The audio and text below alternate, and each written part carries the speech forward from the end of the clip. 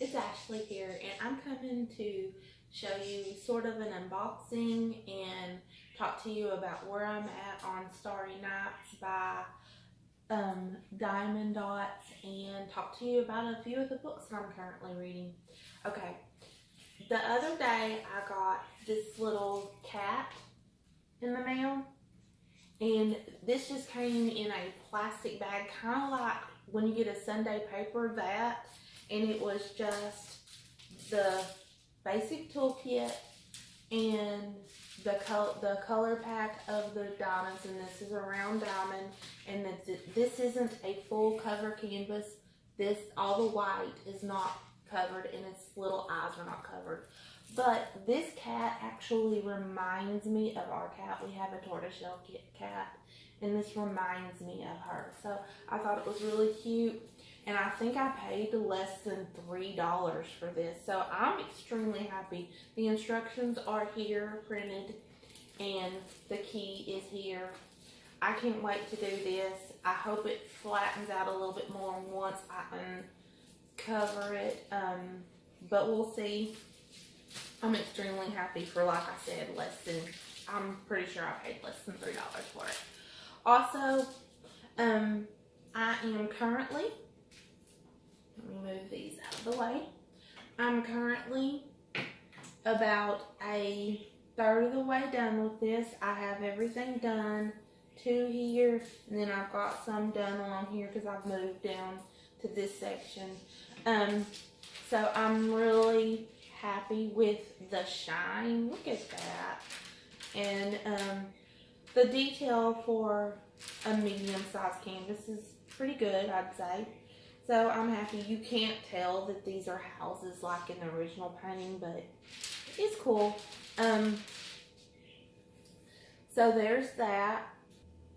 I finished listening to an audiobook that was a historical fiction about Abraham Lincoln, and one of the people on his staff, his secretarial staff, it was told through the eyes of his daughter, and she felt like she was a rival to Mrs. Lincoln, and it told about basically her coming into young adulthood in her marriage and through the birth of her first child. And that was called Mrs. Lincoln's Rival by Jennifer Chiaverini.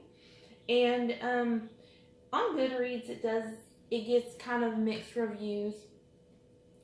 And they said that the woman is a little bit spoiled in thinking that she even could have been considered Mrs. Lincoln's rival. And I can see where they're coming from there.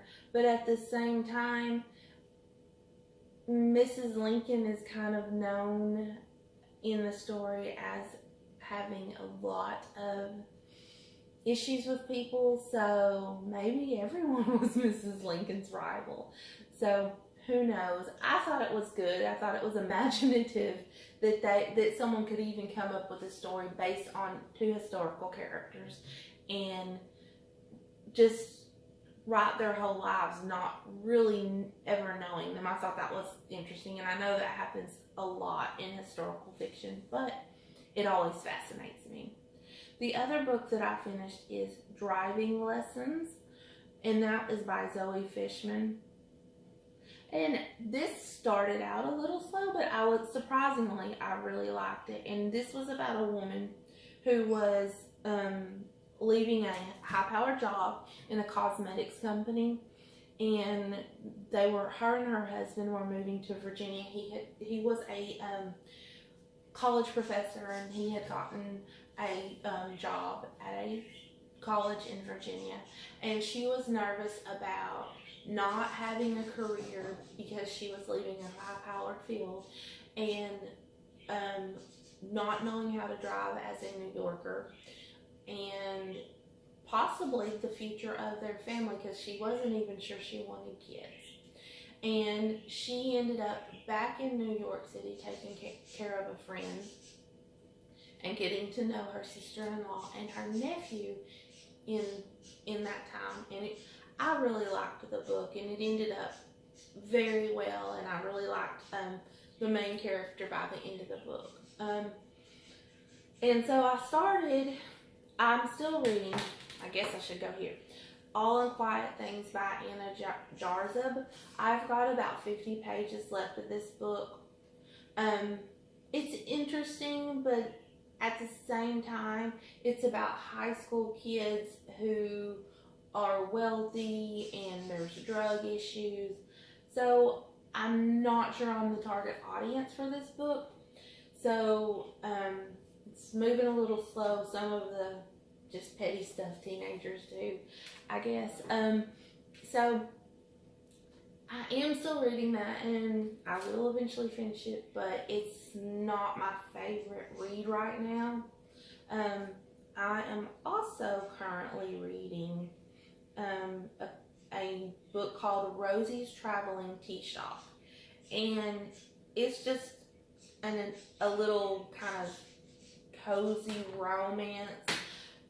I'm not too far into it, probably about 10 chapters, and Rosie has found out she is a Michelin star sous chef, and she has found out that due to the time she has dedicated to her career, her husband has been cheating on her, and he dumps her on her birthday of all the things, and so he leaves, and she's nursing her wounds with wine and ends up buying a traveling tea shop, and she's going on a tour of literary events, and she's made a friend named Aria, and who is also a camper, and so far it's just the beginning of their friendship and what led them both to the situation they're in, and I'm really enjoying that. I'm enjoying that a lot more than All Unquiet Things. And also, All Unquiet Things is a little bit stressful, so in the fact that it has to do with murder and teenagers doing drugs and so forth, so I'm leaning a little bit more to someone just drinking tea and learning to live their life in a new way.